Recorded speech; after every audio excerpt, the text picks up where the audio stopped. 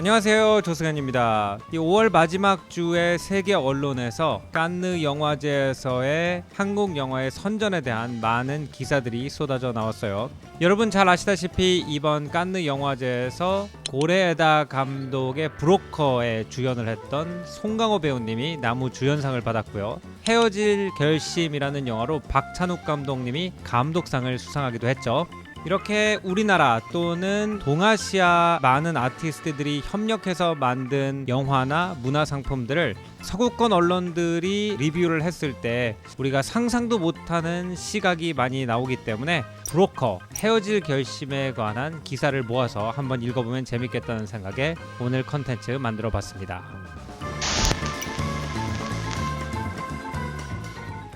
오늘 첫 번째 읽어볼 기사는 칸느 영화제 주최국인 프랑스 국영 뉴스 전문 채널인 프랑스 24에 나온 기사입니다. 굉장히 이제 재밌는 표현인데 K칸느라는 표현을 썼어요. 프랑스식으로 발음하면 까까한느가 되겠네요.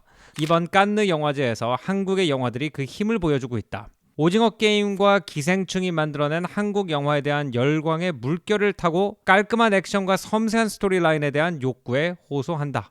한국 영화 프로덕션의 황금기라고 느껴집니다. 오징어 게임의 스타 배우이다. 이번 칸느 영화제에서 헌트를 통해 감독으로 데뷔하는 이정재 씨가 말했다. 이것은 시작일 뿐입니다. 이 브로커는 어머니에게 버려진 아이들을 입양 심사를 통과하지 못하는 사람들에게 판매를 하는 이 범죄 행위를 하는 사람들이 같이 아이를 팔러 다니다가 가족 비슷하게 되는 굉장히 특이한 이야기를 담고 있어요. 미국에서는 이 영화가 당장 이슈가 되고 있는 어떤 정치적 문제와 연관이 돼서 해석이 된 것 같습니다. 1973년에 미국은 로 vs 웨이드라고 하는 대법원 판결이 있었습니다. 그 이후로 여성들이 낙태를 할 권리를 각 주에서 금지시키는 것은 위헌이다라는 판결문이 있었는데 이번에 새로운 재판에서 대법원이 이 판결을 뒤집을지도 모른다라는 미국 언론에서 많이 언급이 되고 있습니다. 만약에 이 로 vs 웨이드가 뒤집힌다고 하면 미국의 25개에서 26개 주에 낙태를 금지하는 법이 효력을 가지게 된다고 해요. 버라이어티 잡지를 보면은 미국인들의 이목이 낙태라는 이슈에 집중되어 있는 지금 지구 반대쪽에서 고레에다 히로카츠 감독은 아이를 낳았지만 기를 수 없는 엄마들에게 어떤 선택지가 있는지를 조명하고 있다. 다음은 이제 2022년 5월 26일에 프랑스 영화 전문 웹사이트인 무비라마에 나온 기사인데요. 브로커를 감독하면서 고레에다는 자기가 가장 좋아하는 테마인 입양으로 돌아오지만 여기에 두 가지 변주를 준다. 첫 번째는 고레에다가 한국 배우들과 만든 한국 영화라는 점이다. 한국 배우들은 탑 클래스이고 훌륭하게 연출되었다. 범죄자인 자기의 캐릭터에 기생충 터치를 더하는 봉준호 감독의 뮤즈 송강호, 감정의 영역에서 출중함을 보여주는 강동원, 은 브레 레벨라시옹이라고 했습니다. 레벨라시옹은 이렇게 베일을 벗기다라는 뜻이기 때문에 대단한 혜성이 나타났다라는 느낌이 있습니다. 우리나라에서 가장 인정받는 배우님들, 뭐 송강호 배우님이라든지 이정재 배우님이라든지 강동원 배우님이 외국에서도 인정을 받는다는 것은 예술이 정말 국경을 넘나드는 그런 능력을 가지고 있다는 반증이 되기 때문에 저는 굉장히 기쁜 소식이라고 생각을 합니다.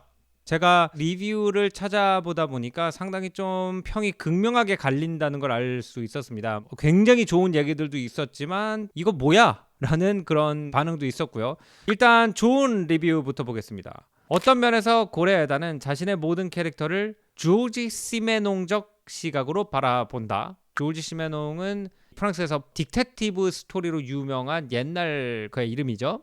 이해하고 판단하지 말아라. 그러니까 어떤 캐릭터를 봤을 때 그 사람이 왜 저런 행동을 하는지 얘기를 할 뿐이지 이 사람이 나쁜 사람이다 착한 사람이다까지 알려주는 것은 감독이 할 일이 아니다라는 것이 조지 시메농의 스타일이라고 이 비평가는 해석을 하고 있는 거죠. 왜 그것이 중요하냐라는 것이 또 다른 문단에 나옵니다.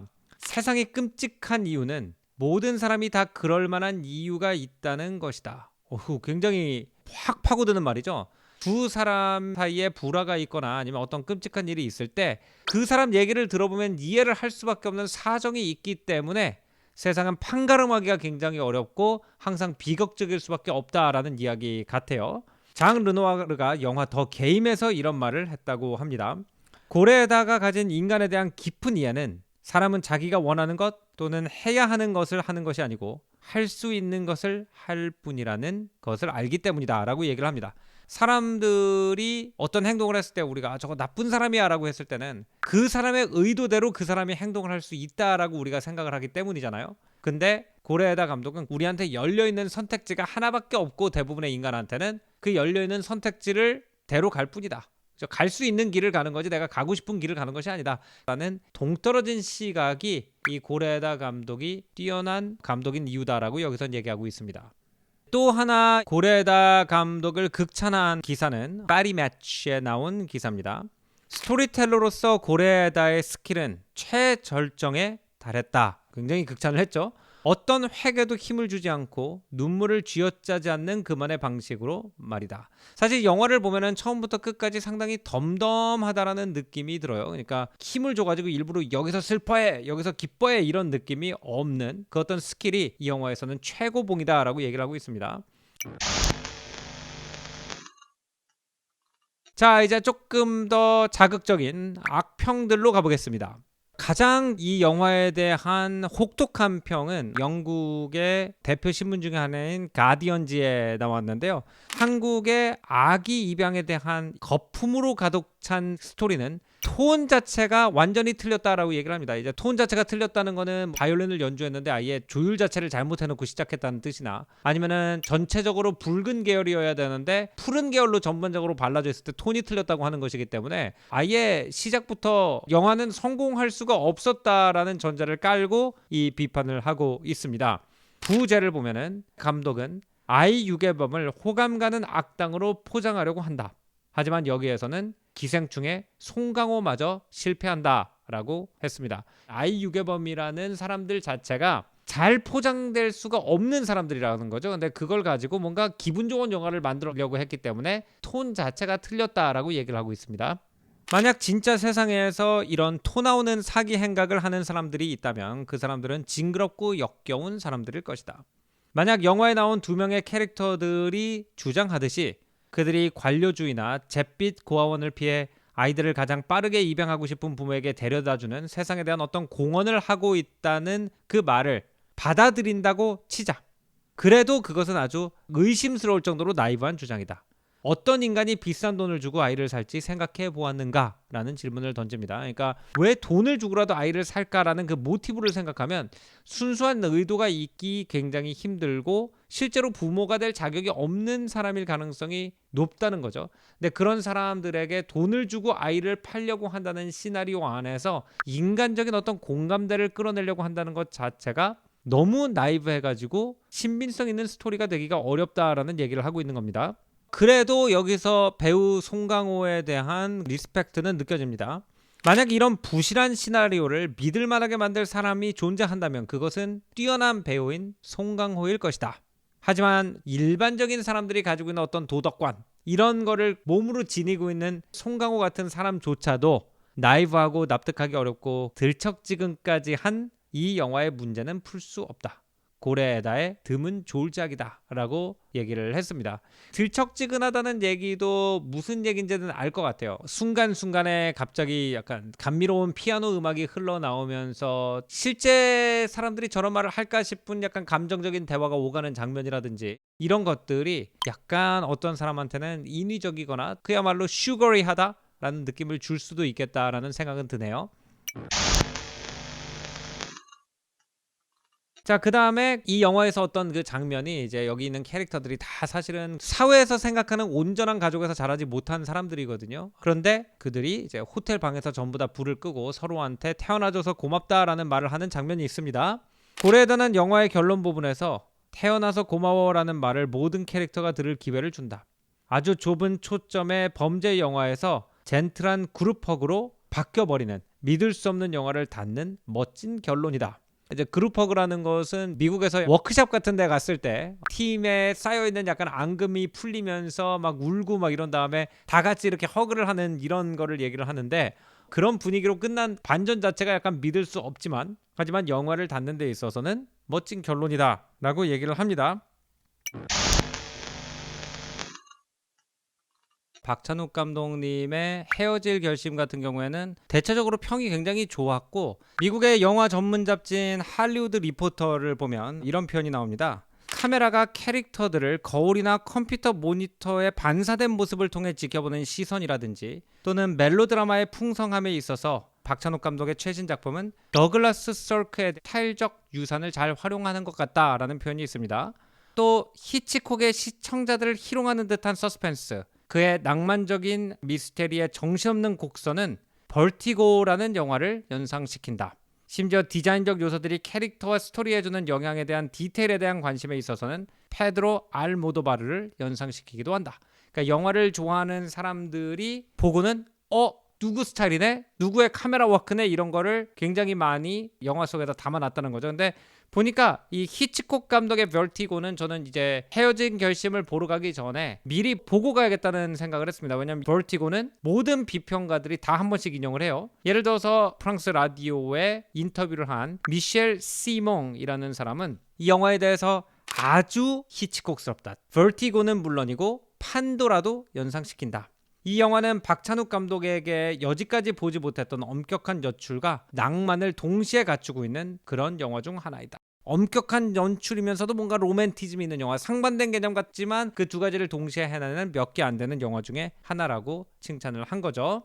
프랑스의 경제신문인 레제코의 2022년 5월 24일에 실린 기사를 보면은 20세기의 세계 무대에 떠오른 멋진 한국 감독들 중에서 박찬욱 감독이 아마도 가장 영화광이었을 것이다. 가장 그냥 영화를 순수한 마음으로 좋아하는 사람일 것이라는 거죠.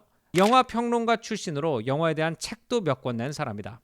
헤어질 결심은 영화의 전통에서 많은 것을 가져오는데 첫 번째 떠오르는 것은 히치콕 감독의 작품 베르티고지만 한 단계 멀리 가면은 하양연화의 흔적도 있다고 합니다. 해변과 안개의 풍경이 나올 때 방대한 말러의 제5교향곡을 펼쳐날 때 박찬욱은 비스콘티의 베니스에서의 죽음을 인용하기도 합니다.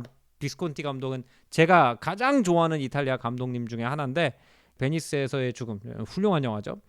아까 인용했던 할리우드 리포터는 이 영화를 아주 극찬을 해요. 박찬욱은 동시에 아주 고전적이면서도 자기만의 선을 따라서 작업을 한다. 항상 그가 관심을 가졌던 폭력과 성은 더 통제되고 그 절제된 방식이 삐딱하게 유머스럽다. 박찬욱의 커리어는 자기 인물들의 심리적 구석구석과 마음의 벽 속의 감성적 침실을 감동적이고 장난스러운 방식으로 탐방하는 능력이 미적인 집중력과 만나는 수준에 이르렀다.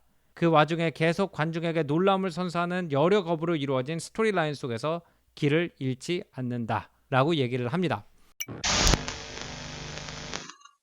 한 1년 반 전에 자이언티와 인터뷰를 했을 때 한국의 힙합과 미국의 힙합이 어떻게 다른 거 같냐라고 얘기를 했더니, 미국의 힙합은 길거리에서 그냥 문화에서 몸으로 익힌 힙합이라면 한국의 힙합을 하는 사람들은 연구가다, 약간 널드다라고 얘기를 했어요. 원래 우리나라에 그렇게 주류 문화로 들어와 있지 않기 때문에 여러 음반을 일부러 구해서 여러 스타일을 연구하고 외우고 조합해서 자기의 스타일을 만들었기 때문에 거의 어떻게 보면은 실험실에서 만든 것 같은 그런 느낌이 있다는 거죠.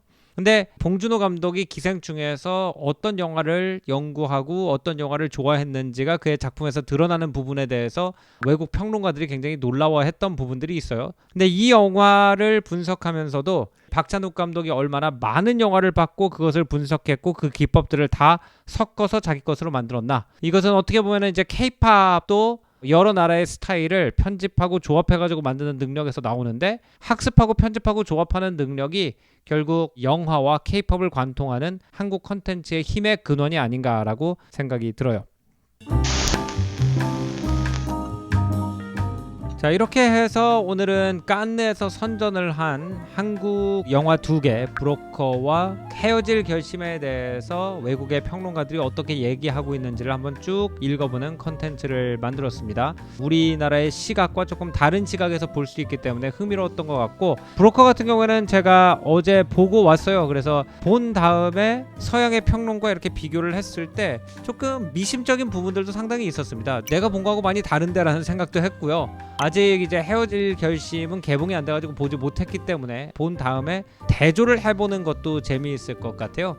그러면서 판단하지 말고 이해한다라는 조지 시메농적의 시각으로 그 사람들은 왜 그런 식으로 이 영화를 읽어야만 했을까? 그런 것에 대한 질문이 어떻게 보면 우리 자신을 조금 더 깊이 이해해주는 계기가 되지 않을까 생각이 됩니다. 자, 오늘 조승현의 탐구생활은 여기서 마무리하겠습니다. 다음번에는 더 재미있는 문화 역사 이야기로 여러분 찾아뵙겠습니다. 구독, 좋아요 많이 눌러주시고요. 전 다음 시간에 뵐게요. 안녕히 계십시오.